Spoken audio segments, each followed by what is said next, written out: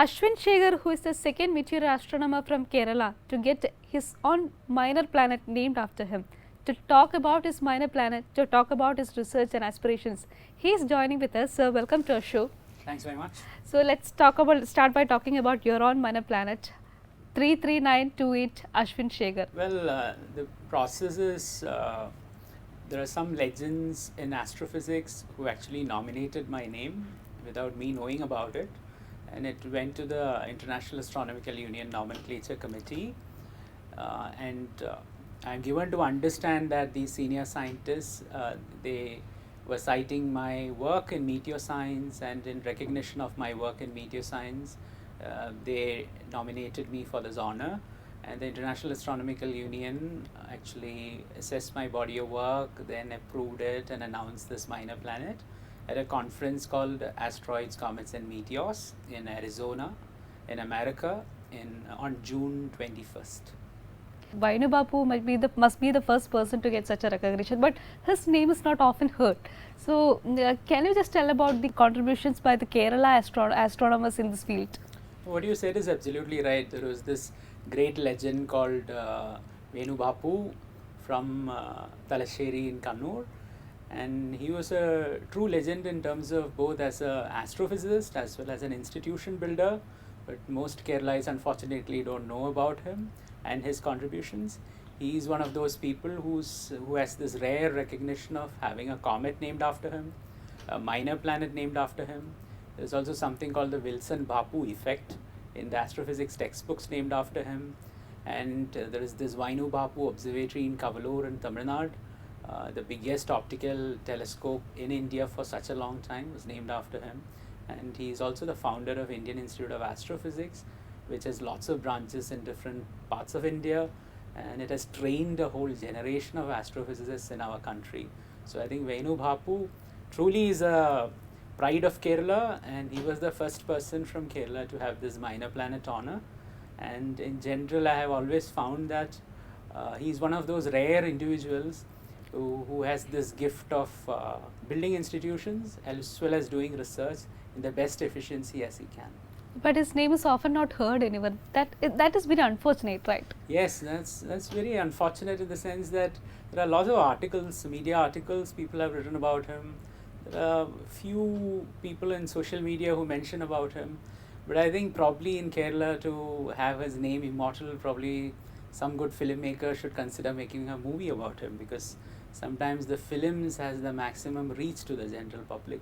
So just like most people came to know about J.C. Daniel through this movie by Kamal, I think some good filmmaker, if he can make a movie about Venu Bapu, I think then his name would be it would get the place it deserves in our Kerala society.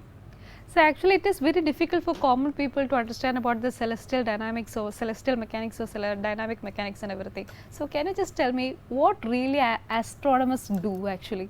Okay, so there are different types of astronomers. There are stellar physics people, solar physics people, galaxy people.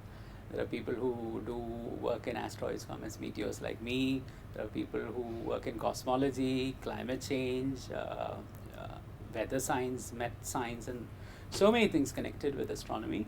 So all these people do different things, but the general thing is we all study space, we all study celestial objects in the outer space, and we try to understand them. We try to understand them better so that we know our own place in the universe better. So that's the single line in which I can say that. But in a broader sense, we are trying to understand the formation, evolution of our own solar system, how the Earth was formed, and what role other celestial bodies have in our own solar system. How did you find your path? Is it like you were always fascinated by the astronomy or something from very childhood? How did you find your path? Well, most simple explanation is like most young kids, I was fascinated by the night sky. And I grew up in a small town in the Palakkad district in Kerala called Uttapalam and Sarplasheri and so on. When I was growing up in my 1980s and 90s, there was hardly any light pollution. So it was pristine night skies above the river Bharatapura. And it was pretty amazing to look at the sky at those times. And there are a couple of things which comes to my mind which actually triggered my interest specifically. I remember going to my uncle's place in Nagaland close to Kohima.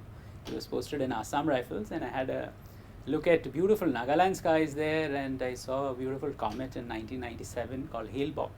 It was one of the most spectacular and brightest comets at that time. That actually triggered my interest to study more about comets. Then in 1999, I remember there was something called the Leonid's meteor storm. And this Leonid's meteor storm was almost like celestial fireworks on the sky. And my uncle, Krishna Warrior, who used to be a scientist in SIDAC in Trivandrum, he encouraged me to look up the sky. And I had a look at the sky, and I saw these beautiful shooting stars. That actually sort of sparked my interest into meteor science. So I thought one day I want to get into this field. And by so many luck factors coming together, now I'm blessed that I'm the first meteor scientist from India. So from Ottapalam to Paris, it must be a very hard journey. So tell us about your journey. It's a long journey with lots of ups and downs. I did my schooling until 10th standard in Cheruplassheri, in a small school there. Then I did my +1 and +2 in Bhavans in Cochin.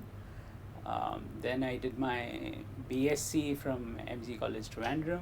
I did my MSc Physics from VIT Vellore in Tamil Nadu.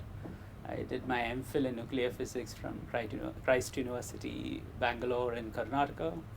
And I also did some parallel projects with Indian Institute of Astrophysics, Bangalore, Institute of Mathematical Sciences, Chennai, and so on. Then luckily I got a British scholarship to do a PhD in Queen's University, Belfast in UK. Then I did a PhD in Halley-type comets and meteor showers. And I got to work with a top Scottish astronomer who was like the expert in meteor science in the whole world.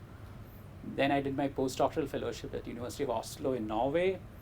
Then I specialized in celestial mechanics again. Then I came back to UK for a couple of years. Now I work with a meteor science team in the Institute of Celestial Mechanics in Paris Observatory. So it's been a long journey with lots of ups and downs. But one thing I want to highlight is I never studied in any Ivy League institutions or like prestigious brand name institutions. I never studied in Doon School or St. Stephen's or IIT or IIM, or Oxford, Cambridge, Stanford, Princeton, nowhere. So I studied in sort of normal colleges, normal universities, not very prestigious brand names as it were. But I think this should probably become a little bit of an inspiration for people from rural parts of India, that even if you don't study in top brand name Ivy League institutions, you can still reach anywhere you like. That must be a lot of hard work, and that this is very interesting to know. And now you got a minor planet by your own named after you. So how does that feel? Well, it was a pleasant surprise. This whole process is very discreet. So I didn't know that my name was nominated, and I don't know who all nominated me. So it's almost like a confidential recommendation letter which you are not supposed to see. So during this conference dinner in Arizona in America, during this Asteroids, Comets, Meteors conference, the American scientists, they announced this name, so it was a pleasant surprise. Some of these things actually make you like totally shocked and surprised at the same time. But then I also felt this is an indirect recognition to many meteor scientists before me, because ours is a very small field. There are hardly 100 people working in the whole world in my field. So there are a lot of people who haven't got the recognition they deserve in their life. So I feel this is like a bit of homage to them. I don't see it as a personal achievement. So yes, we do have very small count of astronomers. So how can we inspire our children to into this field? Well, I would say the best way is you encourage them to send them to science museums, planetariums, and so on. Many science museums and planetariums in Kerala as well as other parts of India, they do an excellent job in inspiring kids, doing programs for them and so on. Plus, another thing I have seen when I went to America, all the centers of NASA, they have a dedicated visitor center, dedicated team to take care of visitors and so on. So I wish more space agency centers and nuclear reactor centers in India, they also open up to the public. They still do a lot of programs these days, but I kind of feel if we can do more programs more frequently, and if more centers can open up, we can inspire more kids in India. But actually in India, if the space is all about ISRO, more or less all about ISRO. So we should introduce our children to the other institutions also, right? Absolutely. So what I would encourage is the college students and the university students, if we can do like a short research project in some of these top institutes in India, it can be anything. I mean, I'm not particularly saying everyone should become astronomers or astrophysicists. whatever their tastes are, whether it's biology, chemistry, mathematics, physics, whatever area of pure science you're interested in, there are plenty of opportunities to actually do a research project with a top scientist in a research institute, and then you get a flavor as to what the whole research process is. Then if you really like it, continue a career in science, and that I think is the best stepping stone to become a scientist.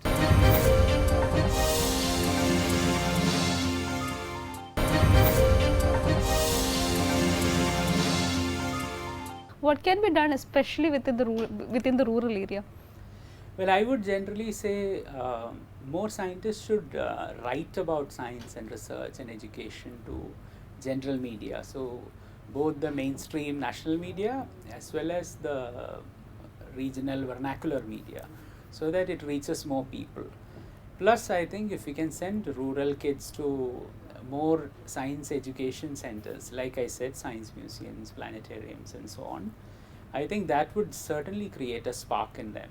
Plus, we can also make the labs more interactive. So one suggestion I have is, when you, let's say, teach about electromagnetism, try to have a lot of magnets around you, try to play with it, and try to understand the nature happening around us and so on.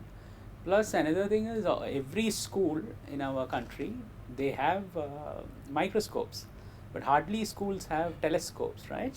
So we should probably have one telescope as well in every school, because in a lab exam you see 50 different microscopes. With that same amount of money, you can easily buy 1 or 2 telescopes. So it would be good to have the appreciation for the micro world as well as the macro world. What is your current focus? So to follow up on this Perseids meteor shower, there is also a reason why it is special for me, because my own research has actually focused between something called a 3-body resonance, which is almost like a gravitational dance between Jupiter, Saturn, and Perseids meteor showers.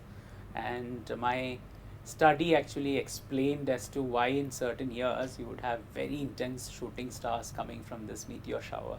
So I was the first person to find out this 3-body resonance in meteor streams. So in that way, it's kind of special for me. So that's one of my research projects. The other project is about trying to learn more about threats from outer space.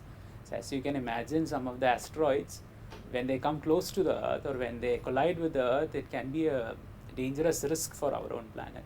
So my present research actually focuses on trying to forecast some of these risks and try to understand the impact analysis and collision risk probabilities and so on. So having your own minor planet must have been made you more responsible, right? It has made me more responsible, yes. And one of the conditions of International Astronomical Union to name an asteroid in the name of someone is that that particular asteroid shouldn't have any collision risk with Earth, because that'll be a pretty bad PR, right? If after all an asteroid with the name of a human which comes and collides with the Earth. So they actually check the calculations and try to understand the orbits of some of these asteroids, and they ensure that whatever asteroid is named in honor of someone is actually safe and it wouldn't come close to Earth. So as a renowned astronomer, do you have any plans for the kids in Kerala? I would love to work with different schools and education departments to bring more students into science and make more young kids in Kerala as scientists in future. Over the years, I have already done a lot of science outreach programs. So I have worked with, I've given talks at these MRS schools in tribal areas. I've actually tried talking to lots of students in rural and tribal areas and conducted programs to inspire them, arranged sky gazing sessions for them, brought telescopic teams for them to show some interesting objects in the sky. Because one of the things kids would really love is to look through a telescope, see the craters on the moon, see the moons of Jupiter, see the rings of Saturn, and all these things are possible with reasonably small telescopes. So one of the reasons why I was saying that it's possible that all schools can have telescopes is because you can actually buy a telescope with about 20,000 to 30,000 rupees these days. So it's not that expensive for most of the schools here. So if you can invest a lot for microscope, we can also invest something for one telescope, which would actually enhance the spatial view of students, right? So I think that would be a nice thing to do in terms of understanding the cosmos and spreading the magic of cosmos to young kids. So the government should also pay more attention for that, right? I would actually say that the school management themselves can manage this. We don't need actually government support for such a small thing. But it would be nice if more government schools also show an interest in these things. And in general, I have always seen that the ministers and officials here are very positive and supportive. So if you put forward a new idea which has some resonance and which is useful for younger generation, they are certainly very receptive, and they have always been very nice and supportive to me. So India, in India, actually the field of astronomy is facing so much of technical difficulties, right? Yeah, in general, funding pure science is always a difficult thing, because some of these huge telescopic projects, like for example, this James Webb Space Telescope costs about $1 billion. So it's not easy for one nation or one particular department to fund the whole thing.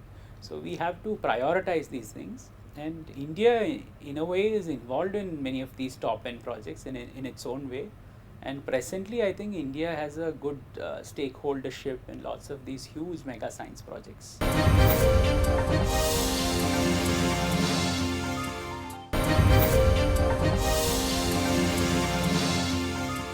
What major advancements can we expect in the near future in the field of astronomy?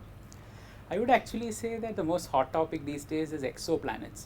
So as you know, there are lots of planets outside our own solar system, and the biggest challenge is to find life outside solar system. So I would actually say the present estimate, we have about 10 to the power 22, which means 1 with 22 zeros. So many exoplanets in the universe. So it's very unlikely statistically that Earth is the only place with life. So I'm pretty sure, even if it doesn't happen in my lifetime, I'm pretty sure very soon we would actually find some Earth-like exoplanet outside. We'll find an exoplanet with habitable conditions. We'll also eventually find an exoplanet with life. So all these things you see in Hollywood movies like alien life and collisions with Earth and all these things, they are pretty real. They are not totally imagination and totally like literature kind of stuff. These things are also part of proper science.